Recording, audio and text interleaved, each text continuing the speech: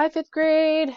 Welcome back to part 2 of this symmetrical mandala project.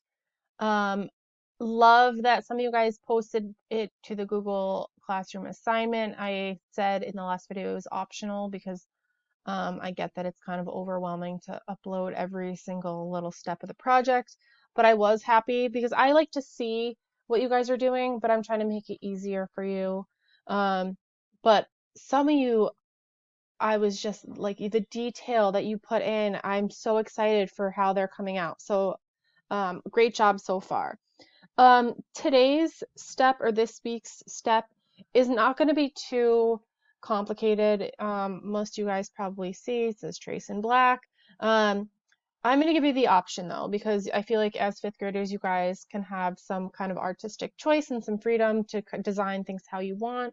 Um, and we pretty much already focused on the main thing of keeping it symmetrical, like radial symmetry, like all the way around. And so um, you can have the choice. I'm going to take a black Sharpie and trace mine. If you want to take a color marker of your choice, go for it. I will say though, if you have Sharpies at home, I would suggest you use those. Um, well, I guess the next step, step 3 that I'm gonna post next week is how we're gonna color it. And if you can see over here, we are gonna paint them, and I will show you a way of how you can paint it using markers if you don't actually own paint at home. Um, but so if you are someone who wants to paint it next week, you're going to want to use a Sharpie because if you use just like a regular marker, the paint and water will make it bleed. So just choose something to outline this that you know won't get ruined if you were to put water on it, okay? And you can choose a color Sharpie or you can choose a color marker, just like a Crayola marker or anything. I'm just trying to figure out like what some of you might want to do to add actual color to the whole thing next week. Okay. But anyway, so kind of self-explanatory. You are taking some sort of marker. I'm taking a black Sharpie. I put another paper underneath so that way it doesn't go through to my surface that I'm working on. Because I'm sure your parents or whoever you guys live with at home would not be too happy if you ruined your table or countertop, whatever. And so my biggest advice for this is I know that this is probably so boring to trace over what you just drew. Um, but please, please, please take your time. If you rush, you are not going to keep that nice design that you just came up with. So please go slow and take your time. Same thing that we did last step is you're going to just work section by section, and it might be overwhelming at first because you have this really elaborate big design, but take your time and fill in each little section one by one. And so I'm going to fast forward this because it's probably really boring for you to watch. You can see here I am deciding in like certain areas that maybe I'm not going to trace over it in black. I might leave areas to kind of pop out on top or behind. So that's an option that you guys can do, is to like maybe leave some areas not drawn over in Sharpie. And then the opposite is maybe take your Sharpie and fill in other areas that you didn't initially have with Sharpie. So I'll talk about that when I get to that on my video. But right now I'm just tracing over everything.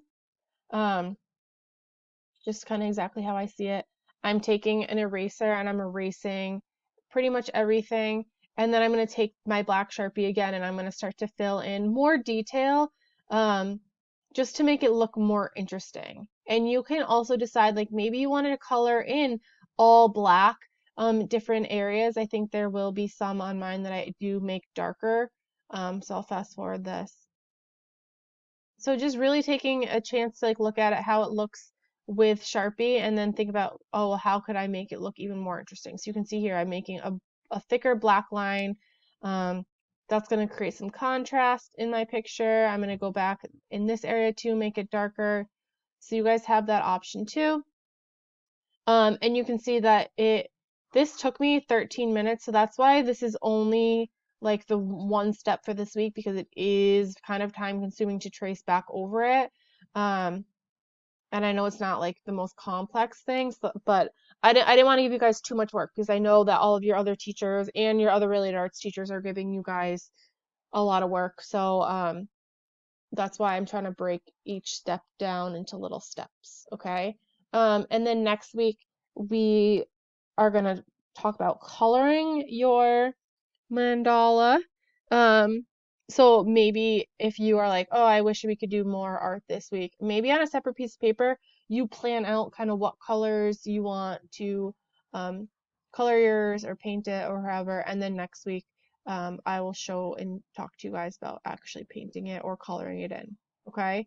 Um, Again, I don't need to see a picture of this step because it's still in progress, but if you do want to upload it, I love seeing them. And I do take some of your artwork and upload it to the Laker, like the newsletter that is sent out on Fridays. So um I hope that's okay with you guys. But anyways, so yeah, so I can't wait to see how they come out. I will chat with you guys next week in the next video. And yeah, feel free to email me if you have any questions.